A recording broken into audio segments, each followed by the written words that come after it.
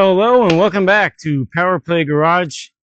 And I am back on the 1984 F250. Right now I'm actually taking the parts cleaner spray and a wire brush, small one, to the right, would be the right side of the engine block. I've already done the other side. I showed it in the last video. So I figured I would give you an idea really on how and what it takes actually, the little tedious job trying to get in all the nooks and crannies, so that in hopes that the paint sticks. Never a guarantee on that, but you know, for the most part it does last a pretty long time. I guess also maybe could be based on the conditions where it's at, but this is kind of the process. As you can see, I got my big pan on top of the plastic, and I'm just scrubbing and spraying away. Yeah, trying to make it clean, get all that oil out of the cast iron, especially in all the little nooks and crannies, because that would be the first place. If there's oil in it or some kind of gunk, it'll be the place that eventually the paint would come off. But I don't want to spend hours and hours and hours trying to clean it, you know, get that type of cleaning. I don't have the engine totally apart where I can put it in one of those big ovens and cleaners that the machine shop uses. You know, that's not what we're shooting for here. But at least this way, it being clean and painted, it helps in the various areas. As far as if you end up with a leak somewhere, it's easier to see the leak and where it's coming from. And also knowing that it's a beautiful truck and kind of a show truck in my mind, and having it painted, it really stand out under the hood of that beautiful truck. But that's just my opinion, and that's fine with me as far as my opinion. Everybody's got them, and everybody's entitled to them. At least that's what I was told. At least you hope, anyway. Yeah, trying to make this thing oil and gunk free. Yep, gotta make it look nice, run nice. You can see some yellow paint on there. I don't know where that came from. I don't know, that's kind of weird. See, sometimes when you're cleaning stuff like this, it reveals some stuff. But I don't know if I noticed any on the other side. I have no idea. The engine mount, I cleaned that already. I cleaned most of it while it was still on the side of the block. It makes it a little easier. Well, that spot's not coming off, so I guess it's clean. Front, looks like I kind of did. Maybe I got to get this little spot here better.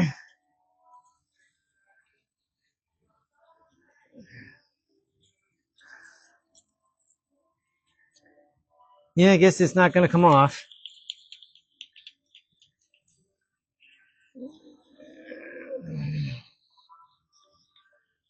Yep, it's clean. Yeah, I think I went through this for the most part. Let me double check.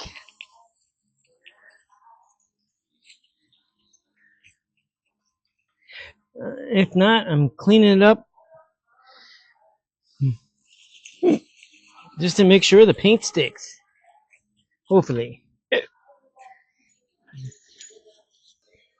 It went a can, as many other cans I used. Alright, let me focus on that hole I was telling you about.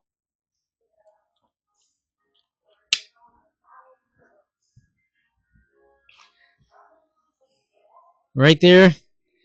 I'd say that's the size of an eraser. And I believe once I try to weld it and tack it, it's going to get much bigger. And from the appearance of it, it might seem like the split right here where they, beat it flat or something, it might be open. So I might touch that up as well, but definitely that's important. And on this side here, it seems to be good. I'm going to verify that black spot right now. Yeah, my fingernail caught it right to the glove. So there's a spot right there I'm going to have to address. And I will weld it. So in the meantime, until I get a little bit further on this, stand by. All right, so I welded up the holes. Puss in Boots gave me her approval. Her tail is up. Yep, she's good with it. And as I mentioned, it was definitely going to blow out to be bigger. If I known it was going to be that big, I could have just probably cut it, capped it, welded it, but that's fine. It serves its purpose. And then I went ahead and cleaned the oil pan really well. I took the wire wheels to them. Yep, to this outside, and definitely on the edge where the gasket's going to go. It's nice and clean now, inside and out. I'm going to check the valve covers, but they're not going to go on until after I paint the engine. So, but I will actually cover the rocker arms and so forth and everything else that needs to be covered, but I am getting it ready and prepped for some primer. So stand by. All right, I'm back. Yeah, and I feel really dirty. Just got done taking the big wire wheel over all this because now that all the oil is now cleaned off of the engine, surface rust, the flash kind of rust showed up on the block. So not only that, I wanted to make sure that all the whether corrosion from the leaks on the antifreeze side where the pump is, or a little bit of the gasket remaining on the top of the valve covers, all that stuff. I had to clean it off. The best way, you can either use a razor blade, but you'll be there forever. Take a wire wheel, which won't distort or uneven the metal. It'll just clean it, do a nice job cleaning it. But while I was doing that, as I explained, I was going to weld, and I did weld. And then I took the wire wheel over one of those caps in the back. I'm going to show you what happened. I'm not really that surprised. Yeah, it got really, it's weak. Rotted out around the ring. So I'll get in here with a cutter, cut that clean if I can, and just fill in the hole with the weld. But it was even rotted on the backside, which you can't see it. And you really don't want any leaks. This one seems to be pretty strong and solid. And not sure about whether maybe I'll do the same thing, cut it and weld it, just to make sure there's no holes in the backside of that, because it will leak the exhaust part of it. So I also just got done. I removed the old seal. Here's the new seal. And when I put that in, I will be using like a silicone, a real good epoxy type, not epoxy, just a real good sealant silicone type thing. That's really good. I'll be putting on there extra, even though that has that film on there, but we really don't know how nice this might be. So to make sure that I don't get any leaks out of the front, I will definitely do that. So this is nice and clean. It's ready to go on there, and I want to put that on next because I want to assemble as much as I can that's going to get painted that grabber blue. So that's what I'm focusing on, getting it together. And my neighbor gave me a different engine stand. This one I probably have 40 years, maybe longer, 42 years. And I've used it numerous times, and it's okay, but obviously they come out with better. And I do have a better one, but I have it for diesel engines because I do diesel engines as well, and they have to be stronger. And this one would definitely not hold it. It would fold, probably break in half or something. But he gave me one, and the reason why he gave me it, I was asking kind of where he got it, and I like the idea that once the engine is mounted on the front plate here, It's a matter of just cranking this around and around, and then the plate spins so that the engine turns round. And it's a pretty sturdy one. I believe he got it from Harbor Freight. My neighbor to the west of me was kind enough to give it to me. Thank you, Mr. Darrell. Appreciate it. And I'm waiting for 3 other hangers for that so that I can actually mount this engine on there. I want to mount this engine on that before I paint it, so this way I can rotate it easy enough to comfortably paint around it. This one does rotate, but as you unlock this and try to spin it, the weight of it wants to have this sleeve go outward. Not that it would come all the way out, but it's just not comfortable for me, and I end up bringing the engine hoist over, hook up to it once I have it where I want it, pull it back on, and then tighten it up, and I don't want to go through that. So that's the scoop. I'm going to cut that, clean it, weld it, and do the same thing to this side, and then I'm going to mount the front timing chain cover on there, but first I'm going to put the seal in and go from there. So until the next move, stand by. Well, it's the next day and it's Wednesday, and I got things moving along. Like I mentioned earlier, my neighbor Daryl gave me a different engine hoist. It's the one I believe will work out the best because you can simply crank it and it'll rotate for you, not fight like I would with the other one. And his wife, Tracy, was kind enough to find the other 3 attachments so that you can actually mount the engine on that engine stand. So moving along, I've completed, I think, quite a bit. I got the gear train, not the gear train, but I'd say the timing chain.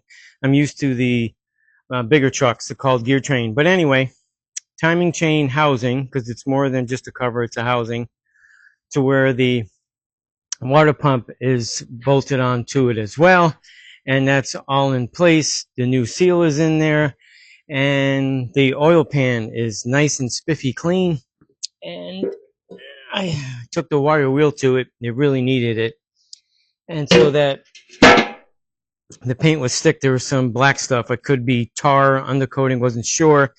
But it's spiffy clean now. And I'm going to rotate the engine to flip it up and put all the new seals in place, seal it up, make sure all my bolts are nice and clean. As I'm putting them in, seal them up, and go from there, so that this way I should be able to at least get the engine in primer today. I'll have to tape off some stuff. I'll be covering the valve covers and covering up the distributor area and stuff like that. That'll be covered because I don't want paint obviously to get in on the engine. But that's the setup. I really dig this part right here. You just turn that handle and crank away and it'll rotate, and that's what I'm looking for.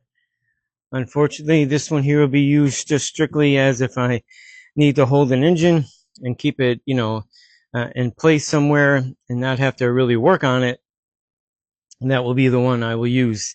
I did mention I have one similar to this, same setup, but without the crank for my bigger engines that would be in the diesel engine side because they're much heavier and those would not hold up, they'll snap. But anyhow, let me get moving along and get things cleaned up, get that oil pan on there sealed nice and tight and clean and all the other stuff that goes with it. And you're probably even going to wait to put the fuel pump on. I kind of want to keep it the color that it is and move on from there. So stand by. All right, I'm back. I figure I'd show a couple of the steps on that cover. One thing I want to point out, maybe I'm sure most of you guys that put these together already realize that when it comes to the front seal on the oil pan, the rear seal on the oil pan, they got to kind of go in the groove the way they're made. Here, I got an extra one here. If you can tell, they got the extra, I don't know, piece, part of the gasket that fits into the track, so to speak. This is the front one. But you when you put the four main bolts in, the bigger ones, two in the front, two in the back, I verify before I squeeze it all down in there. This way, sometimes you might have to, if it came out a little bit, because just the way that the rubber is, you need to track it in there. And I definitely put more than enough of silicone, which this is called the right stuff. I really think this stuff is really good. A machine shop told me about it. I was using Honda Bond, which is really good as well. But I like this setup. It's a little on the pricey side. Once again, I'm not being sponsored.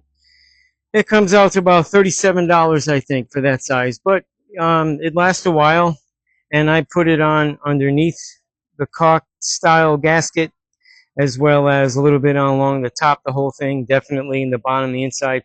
I try to seal this thing up the best I can. And I make sure that it is free from oil. That stuff works even if there's a little bit of oil on there. It has been proven, I guess. I'm sure. I've proven it myself, but I would just recommend that you make sure it was free of any oil whatsoever, and that this way, guaranteed to work. As far as my experience, just saying. If y'all had different experience, share it. Let me know. But just kind of want to put that out there, and and also these bolts, I cleaned them, took the wire wheel over them, made sure they were as much rust free as I could, and been putting them in. But I don't drive them in. I just kind of get them started like that. This way I can just keep going.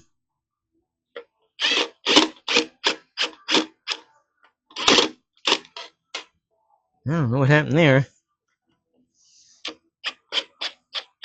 Here we go.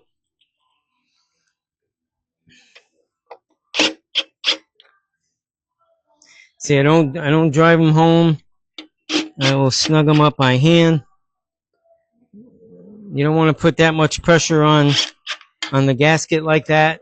Just enough. And with the silicone getting on the thread, because I have it going across there, it'll help seal them, kind of keep them in place. Yep, that's my scoop. So just kind of go around like that, getting closer. I already put this side in.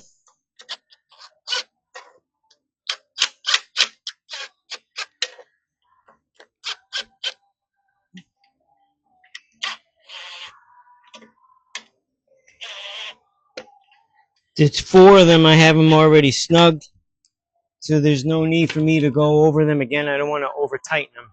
See, ratchet. Yep. So I can go around and just snug them up.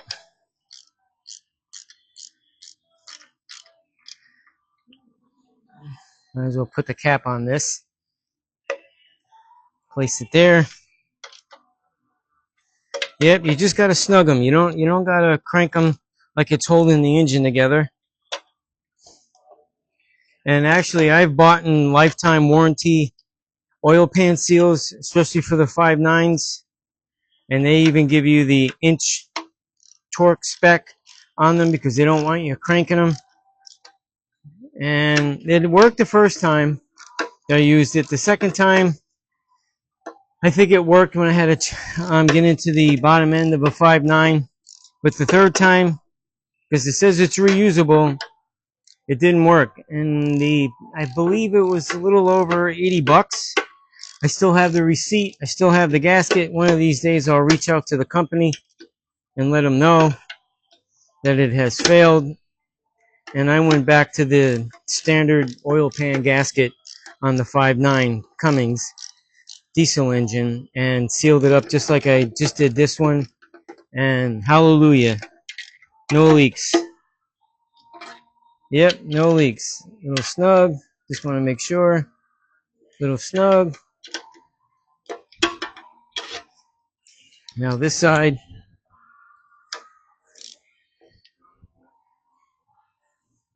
Little snug.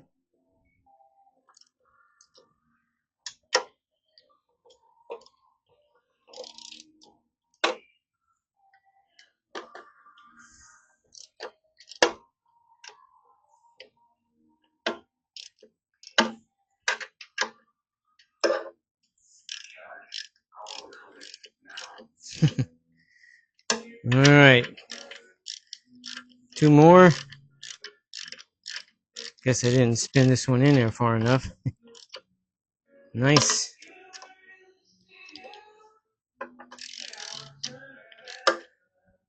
Here we go with that. 1 more. And that's that. So when I take the engine back off, I should have actually done it when I had it up on the engine hoist, switching from one engine stand to the other, but it totally slipped my mind. I was more concerned about getting it on there, and I should have popped the rear seal off. But once I put it back on the engine hoist, I will pop that out and put the new one in. But, you know, it's no big deal. It's not like it's going to take any longer.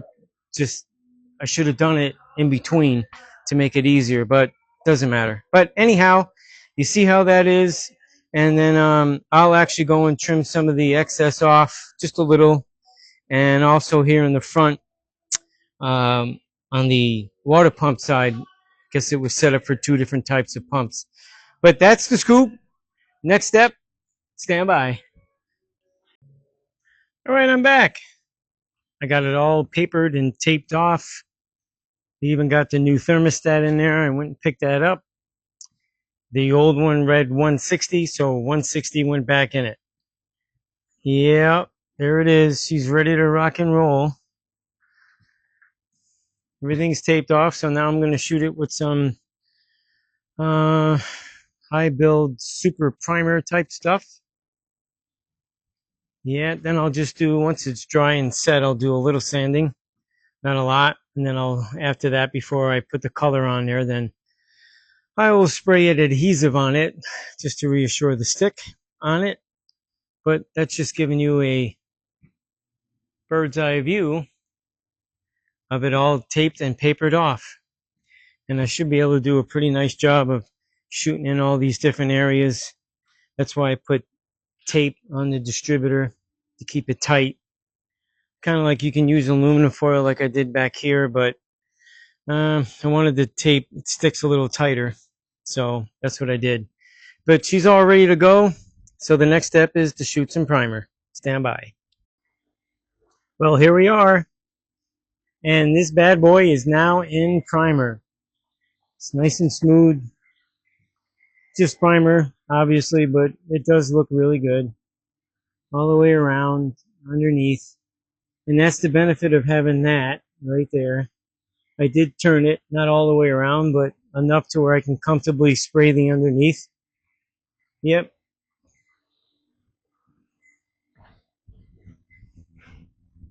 There she be. And 4 other parts with it. Left side of the engine, this guard plate that's with the engine mount and the harmonic balancer or dampener, whichever you want to call it. Yep. Primed. I'll have to wait for it to dry. Most likely, I think tomorrow morning I'll get to paint it. It is after 4 o'clock, so it's got to dry at least an hour to where I feel I can comfortably sand it. Maybe even longer. So it'll be tomorrow. Definitely give it enough time to cure. So until tomorrow. Tomorrow's Thursday, which is Thanksgiving. Happy Thanksgiving. And I will be actually posting a different video. This will be Sunday's video, because I'd like to at least show the color of the engine, that if I spray it tomorrow morning, which I believe I should be able to, then that'll at least be on Sunday's video. So until then, till tomorrow, have a happy Thanksgiving. All right, it's the day after Thanksgiving, Friday, and I just got done laying down 2 coats of color, and it's not Smurf blue, so don't get it twisted. It's grabber blue. It's close to the shirt. I thought it was appropriate, so when I'm spraying blue, I get blue on me, you'll never know it. But that's just the color. The clear is going to be next. I'm going to go over the engine one more time, make sure I got all the spots, but you can tell how nice and pretty it looks. So until the clear goes on, stand by. Okay, the clear coat is on. Shiny as all heck. Yeah, when the other parts still going back on, the black parts, I will be painting them avoid black, and all the stuff will really pop because they all need to be cleaned up and painted. Some have a lot of surface rust on those parts. Those parts right around there on that pile, you can tell they look pretty ugly, but they'll look better once they're painted. So as that sets up and cures, I will be taking the torque converter out and changing the front seal, and then when that's done, go to the back side and change that seal. I got them both here. They're national seals. I like these. These are good ones. So that's the plan. That's what I'm going to be doing next. So until that's done, stand by. Okay, I took the engine off the engine stand so I can replace the rear seal, which I completed. It's done. I'm going to put it back on the stand. And I also took care of the transmission seal in the front, like I said I would. And when I go to do the back, I'm going to wait until I take care of the rear seal as well in the rear end and do it all at the same time because the drive shaft has to come out. So I'm going to get this back on there and undress all that because I could take it all off now and start putting some of the engine together, like the valve covers, the new gaskets, all the stuff that doesn't have to be painted. I'm going to start putting back on the engine and get it ready. But before I put the engine back in there, I am going to roll this thing out here, and I'm going to pressure wash the engine bay to make sure she's nice and clean. So until the next time, well, maybe this should be the end of this segment of this video.